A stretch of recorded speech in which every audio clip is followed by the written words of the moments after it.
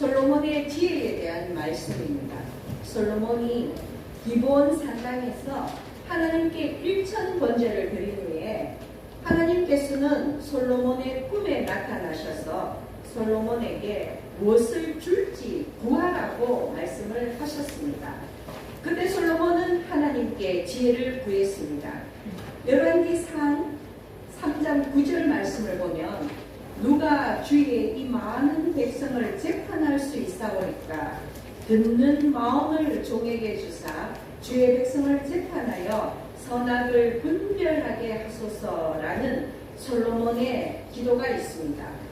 백성을 올바르게 재판하는 것, 즉 백성들의 시시비비를 가려주는 것이 왕에게는 가장 절실한 일이었기에 솔로몬은 하나님께 지혜를 구한 것입니다. 무엇보다 백성을 공정하게 재판한다는 것은 공의로운 하나님의 대리자의 역할을 하는 것이기에 솔로몬의 지혜를 구한 이 답을 하나님은 기뻐하셨습니다.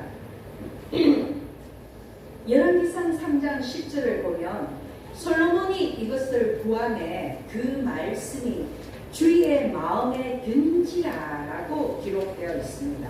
하나님의 마음에 아주 흡족하셨던 것입니다. 그런데 하나님은 솔로몬에게 지혜롭고 총명한 마음뿐만이 아니라 솔로몬이 구하지 않았던 부귀와 영광까지도 주셨습니다. 여러분, 그렇다면 솔로몬의 기도가 하나님의 마음에 든 이유가 무엇입니까? 솔로몬은 자기 자신의 유익을 구하지 않았다는 것입니다. 자기에게 필요한 것을 구한 것이 아니라 하나님의 마음을 알고 하나님의 뜻에 맞는 기도를 했다는 것입니다. 하나님의 백성을 공정하게 잘 다스리기 위해서 지혜를 구한 그 마음이 바로 하나님의 마음이었던 것입니다. 우리가 잘 알고 있는 마태복음 6장 33절 말씀을 보면 그런즉 너희는 먼저 그의 나라와 그의 의를 구하라. 그리하면 이 모든 것을 너희에게 더하시리라는 예수님의 말씀이 있습니다. 목숨을 위하여서 무엇을 먹을까 무엇을 마실까 혹은 몸을 위하여서 무엇을 입을까 염려하지 말라고 하셨습니다. 왜냐하면 하나님은 우리에게 필요한 모든 것을 다 아시기 때문입니다. 그래서 먼저 그의 나라와 그의 의를 구할 때에 하나님께서는 우리에게 필요한 것을 공급하여 주시고 우리가 미처 깨닫지 못하는 것까지도 더 부어주신다는 것입니다. 이것은 육신의 염려와 근심을 내려놓으라는 말씀입니다. 우리가 하나님의 마음에 합한 대로 살아간다면 하나님께서는 우리가 살아가는 동안 우리에게 필요한 모든 것들을 공급하여 주시는 것입니다. 그러므로 솔로몬은 하나님께 지혜만을 구했지만 하나님은 그 이외에도 부귀와 영광과 장수를 허락하셨고 솔로몬 제국의 그 찬란한 영화를 누리게 하신 것입니다. 그러므로 여러분 이제는 솔로몬처럼 이렇게 기도하십시오. 우리 본문 앞장에 나오는 이 솔로몬의 간구를 보면 먼저는 하나님의 은혜에 감사합니다. 그리고 두 번째로는 자신의 부족함과 연약함을 하나님 앞에서 겸손하게 고백합니다. 그리고 세 번째는 주문 구원하지 않습니다. 왜냐하면 하나님은 나보다도 더 나의 필요함을 잘 아시기 때문입니다. 그리고 마지막으로 네 번째는 자신의 유익보다 하나님의 뜻을 구하는 기도를 해야 한다는 것입니다. 이 중에서 여러분 가장 중요한 것은 나의 유익이 아니라 하나님의 뜻을 구하는 기도, 이러한 기도를 하나님께 올려드릴 때에 우리의 모든 소망이 이루어진다는 것을 기억하시기 바랍니다. 우리가 그리할 때에 우리 하나님은 기뻐하시고 우리가 구하지 아니하는 것까지도 더하여 주신다는 것입니다. 그리고 오늘 본문을 보면요, 본문으로 돌아보면 하나님께서 솔로몬 솔로몬에게 백성을 공의롭게 심판할 수 있는 그 지혜를 허락하신 후에 바로 이어지는 내용이 창기 두 여자를 재판하는 예화입니다. 솔로몬이 정말로 탁월한 지혜를 소유하였다는 것을 보여주는 이야기입니다. 여러분 이 내용을 아실 것인데요. 한 집에 살던 창기 매춘부죠. 두 여자가 사흘 간격으로 둘 다 해산을 했습니다. 둘 다 아들을 낳았습니다. 그런데 그 중에 한 여자가 밤에 곤히 잠을 자다가 그만 자기도 모르게 아기를 깔아뭉개었어. 그 여자의 아들이 죽고 말았습니다. 그러자 죽은 아들의 어미가 산 아들의 어미가 자는 사이에 두 아들을 바꿔치기 하고 만 것입니다. 산 아들의 어미가 아침에 일어나서 젖을 먹이려고 자기 아들을 자세히 보니 그 죽은 아들은 자기가 낳은 아들이 아니었던 것입니다. 그래서 이 두 여자는 서로서로 살아있는 아들이 자기 아들이라고 주장하다가 마침내 솔로몬에게 시시비비를 가려달라고 찾아온 것입니다. 아마 지방 관리가 도저히 해결할 수 없어서 왕에게까지 나온 것 같습니다.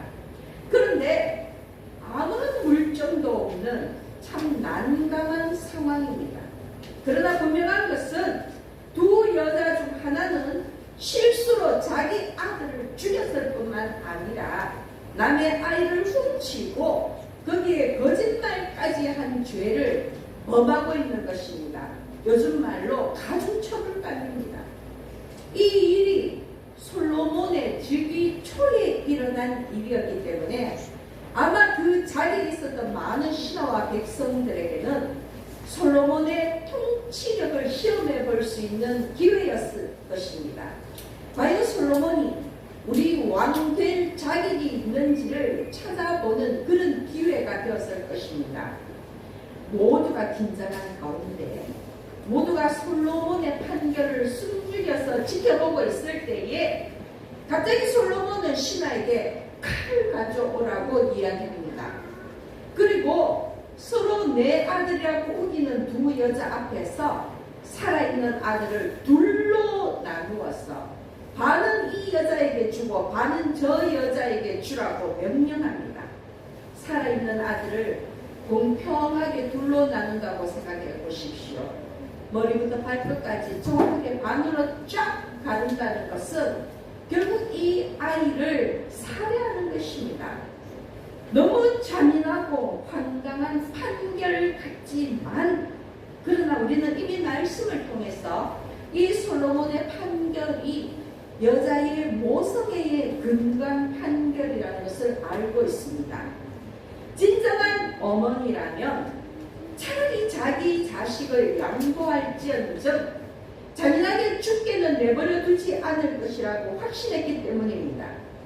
솔로몬의 생각대로 살아있는 아들의 어머니는 살아있는 자기 아이를 다른 여자에게 주고 아무쪼록 죽이지 말라고 애원합니다. 그런데 죽은 아이의 어머니는 어떻게 이야기합니까? 내 것도 되게 말고 네 것도 되게 말고 나누어 달라고 이야기합니다. 가짜 어미는 아이에게는 아무런 관심도 없습니다. 그저 자신은 자기가 처한 곤경에서 빠져나오고자 하는 생각밖에는 없었습니다. 자기의 친아들은 이미 죽었으니 진짜 어미의 아들이 죽건 말건 상관하지 않고 솔로몬의 판결을 받아들인 것입니다. 그러니 여러분, 살아있는 아들의 진짜 어머니가 누구인지는 명백히 드러났고 살아있는 아들은 당연히 자기의 진짜 어머니에게로 돌아갔습니다. 그러자 솔로몬의 지혜로운 판결을 지켜본 관리와 백성들은 사실은요, 젊고 경륜이 짧은 이 솔로몬을 완전히 신뢰하지 못하고 긴가민가하고 있었는데 이러한 사건을 통해서 과연 솔로몬은 하나님이 이스라엘을 위하여 세우신 것을 확신할 수 있었다는 것입니다. 이스라엘 사람들은 하나님이 함께 하시는 자만이 하나님의 그 참된 권위를 부여받는다고 생각했기 때문에 솔로몬의 판결을 보고 솔로몬의 권위를 인정하고 전적으로 솔로몬의 통치에 순종하게 된 것입니다. 결국 창기 두 여자의 예화는 솔로몬의 지혜로운 판결을 통해서 그가 하나님이 세우신 이스라엘의 왕이라는 정당성을 확보한 사건이 된 것입니다. 그런데 여러분, 저는 조금 엉뚱한 생각을 해보았습니다. 솔로몬은 모성애를 근거로 아이를 반씩 정확하게 나누라는 판결을 하였는데, 만약에 두 여자에게서 모두 모성애가 없었더라면 과연 어떻게 되었을까요? 솔로몬의 판결은 효력이 없었을 것 아닙니까? 두 여자 모두 모성애 따위는 접어두고 왕 앞에서 송사에 휘말리기 싫어서 왕이 하라는 대로 하였더라면 사실은 너무 끔찍한 일이 벌어졌을 것입니다. 갓난아이는 살해당했을 것입니다. 물론 당연히 솔로몬은 여자의 심령 깊은 곳을 관찰해서 누가 친어머니인지 또한 그 여자의 모성애가 지극함을 분별하고 이런 판결을 했을 것입니다. 솔로몬이 아이의 목숨을 담보로 해서 불확실한 모험을 한 것이 아니라 이미 이 창기 두 여자의 본성을 꿰뚫어 봤다는 것입니다. 그것이 바로 하나님이 솔로몬에게 주신 능력입니다. 그것이 하나님이 솔로몬에게 주신 지혜라는 것입니다. 하나님이 주신 지혜에는 사람의 심령 깊이 감추인 은밀한 부분까지도 꿰뚫어 보는 그런 능력이 있는 것입니다. 의로운 자와 불의한 자를 심판하는 지혜가 있는 것입니다. 다행히 산 아들의 어머니는 아들을 향한 모성애가 지극했습니다. 솔로몬이 아들을 반씩 나누어 가지라고 판결했을 때에 오늘 본문 26절을 보면 그 산 아들의 어머니 되는 여자가 그 아들을 위하여 마음이 불붙는 것 같아서 왕께 아뢰어 청하건대 내 주여 산 아이를 그에게 주시고 하루쪼록 죽이지 마옵소서 라고 말합니다. 마음이 불붙는 것 같았다고 합니다. 여러분, 이 구절에 주목하십시오. 마음이 불붙는 것 같았습니다. 자식을 향한 애타는 마음이겠지요. 혹시 죽을지도 모르는 그 자식에 대한 애달은 정말 걷잡을 수 없는 사랑입니다. 산 아들의 어머니의 그 마음속에 내재되어 있는 강한 모성애입니다. 그리고 그녀는 이 모성애로 그의 아들을 살렸습니다. 그런데 여러분, 제가 말씀드리고 싶은 것은 마음이 불붙는 것 같다라는 이 마음이, 이 불붙는 것 같은 이 마음이 바로 하나님의 마음이라는 것입니다. 자식의 불행 앞에서 느끼는 어머니의 이 모성애가 바로 하나님의 긍휼과 똑같다는 것입니다. 여러분, 지금 이 장면에서 이 어머니의 마음을 불붙는 것 같다라고 표현했는데요. 이 원어를 찾아보면 우리가 하나님의 긍휼을 이야기할 때에 그 하나님의 긍휼과 같은 의미의 단어가 쓰였다는 것입니다. 무슨 말씀인지 아시겠지요? 지금 죽을지 모르는 자식을 향한 그 어머니의 불붙는 것 같은 그 모성애가 바로 하나님의 긍휼이라는 것입니다. 이 여인의 마음, 이 창기의 마음 속에 있는 그 모성애, 그것이 하나님의 마음이라는 것입니다. 긍휼이 무엇입니까? 하나님께서 스스로 그 언약을 지키기 위하여 끊임없이 노력하는 성실하고 변함없는 사랑입니다. 단순히 얘기하면 우리와 이 세상을 향한 하나님의 그 마음, 그 애탈픈 마음이 하나님의 긍휼이라는 것입니다. 다시 정리하자면 불붙는 것 같은 이 마음이 산 아들의 어머니가 보여준 모성애인데, 이것을 다른 말로 표현하면 긍휼이라는 것입니다. 자식을 사랑해서 지키고자 하는 이 마음이 바로 자신의 피조물을 지키고 사랑하시는 하나님의 마음과 같다는 것입니다. 산 아들의 어머니의 모성애, 하나님의 긍휼, 그리고 한 가지 더 첨부하자면 백성을 재판하여 선악을 분별하고자 하는 솔로몬의 마음까지, 이 셋은 다 같은 의미의 마음이라는 것입니다. 특히 솔로몬이 구한 지혜로운 마음은 경청하는 마음, 이해하는 마음입니다. 듣는 마음을 달라고, 여러분, 백성의 그 마음을 헤아리고 이해하고 백성의 그 말을 경청하는 그 마음을 달라고 기도하는 것, 그것이 바로 솔로몬이 구한 지혜라는 것입니다. 백성의 송사를 잘 대하기 위해서는 정말 백성들의 말을 잘 듣고 이해하는 것이 필요합니다.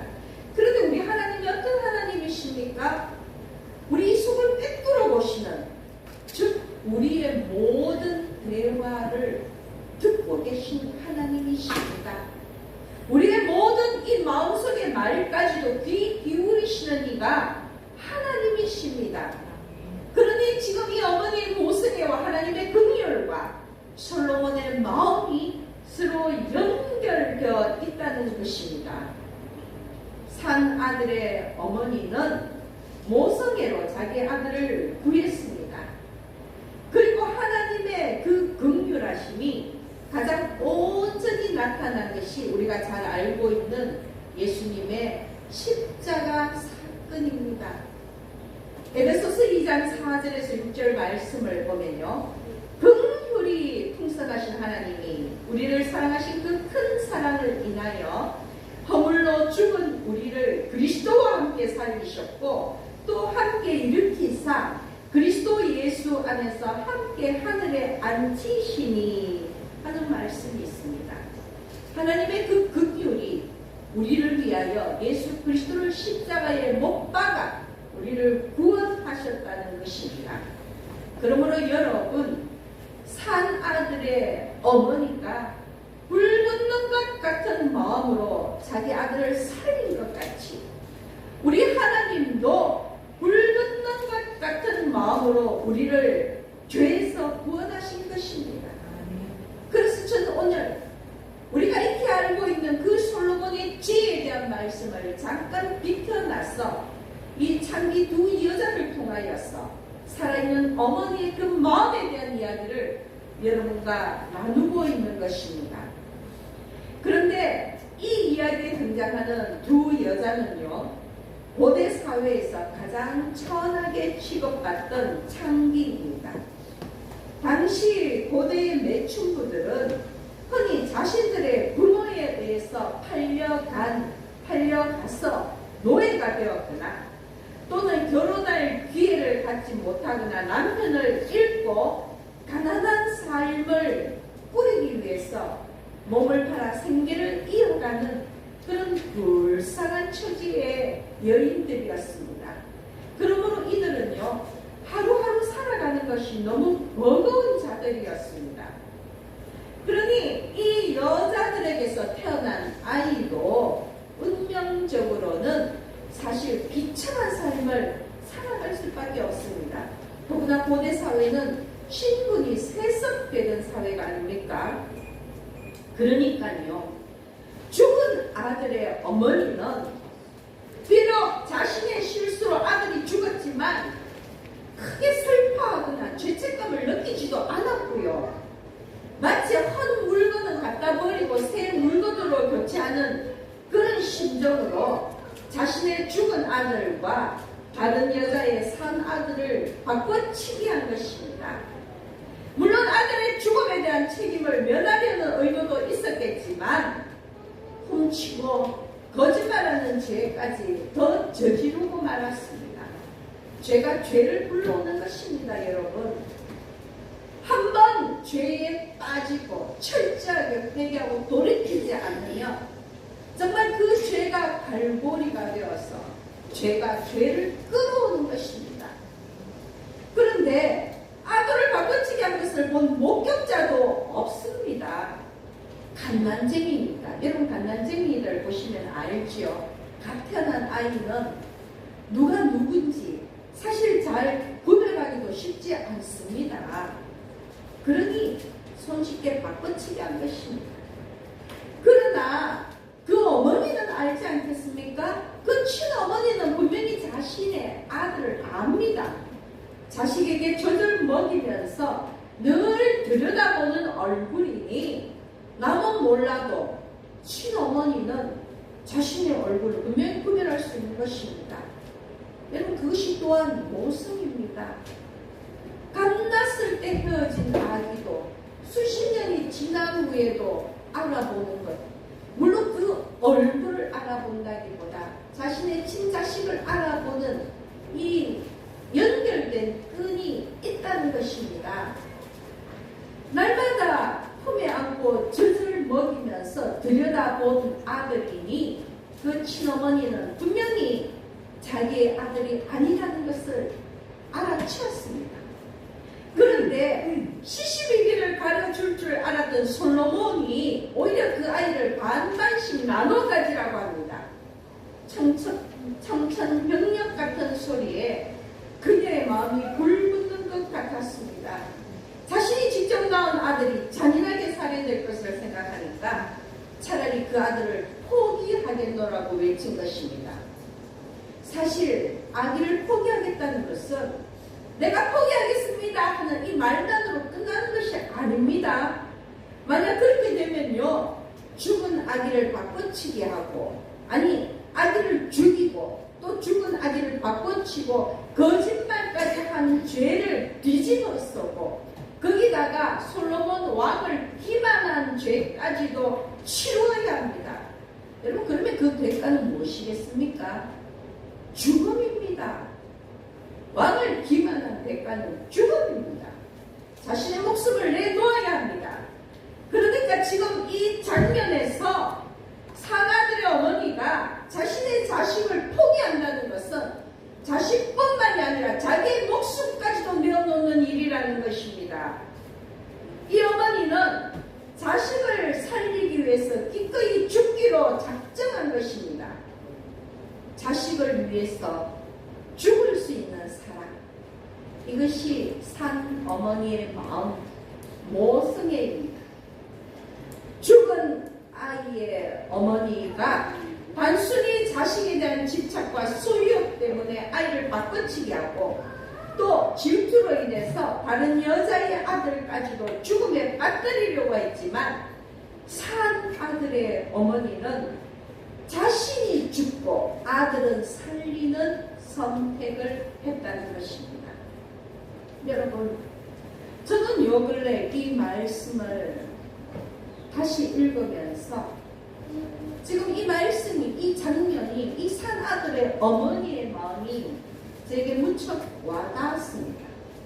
왜냐하면 죽은 아들의 어머니와 산 아들의 어머니를 보면서 그들의 대화를 보면서 마치 마귀와 우리 하나님의 마음이 오그랩된 것처럼 느꼈기 때문입니다.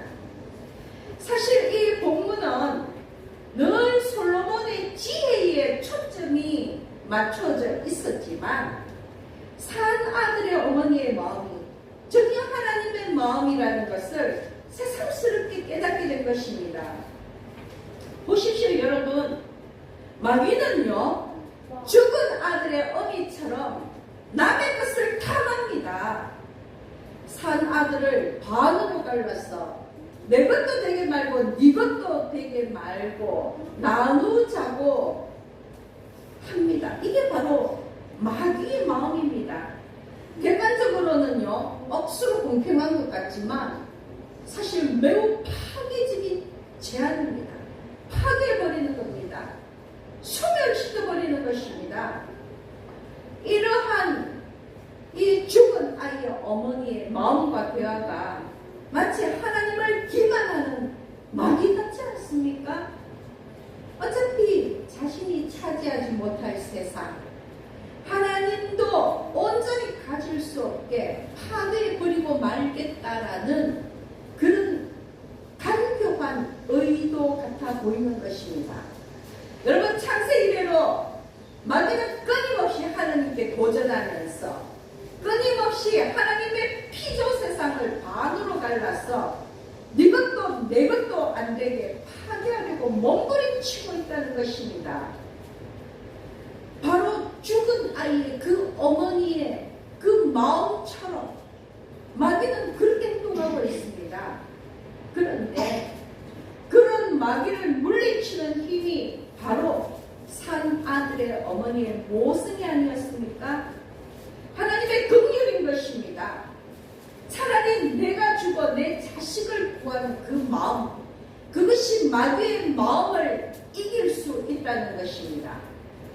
죄악에 물든 세상을 구원하고자 자신의 몸을 십자가에 올려놓으신 예수 그리스도의 희생적 사랑이 마귀의 괴계를 물리친 것과 똑같습니다. 여러분, 우리 역시도요, 나를 죽이고 남을 살리는, 내가 희생하고 남을 높이는 이러한 예수의 사랑이 우리 안에 있다면 마귀의 괴계를 이길 수가 있다는 것입니다. 아니, 마귀의 괴계를 이기기 위해서는요, 내가 죽고 네가 사는 이 희생적인 사랑이 있어야 한다는 것입니다. 이것이 오늘 우리 모두에게 절실히 필요한 마음입니다. 이것이 오늘 산 아들의 어머니의 그 마음입니다. 모성애가 단순히 자식을 향한 마음이겠습니까? 여러분, 그 모성애가 정말로 살아있는 우리 하나님의 아가페적인 사랑이라는 것을 깨달으시기 바랍니다. 오늘 본문에 나온 산 아들의 어머니는 비천한 우리의 현실일 수도 있고 우리를 위해 기꺼이 죽으신 예수 그리스도의 모습일 수도 있지만 분명한 것은 그 마음만은 자신을 희생하는 사랑과 긍휼의 마음이라는 것입니다. 여러분, 다시 강조하지만 산 아들의 어머니의 그 모성에는 하나님의 긍휼입니다. 우리에게도 이 마음이 있어야 합니다. 우리 역시 하나님의 이 마음을 우리 안에 새기어서 죄악 세상을 이기기를 소원합니다. 나를 희생하는 것 주저하지 마십시오. 나를 희생하는 것 멈추지 마십시오.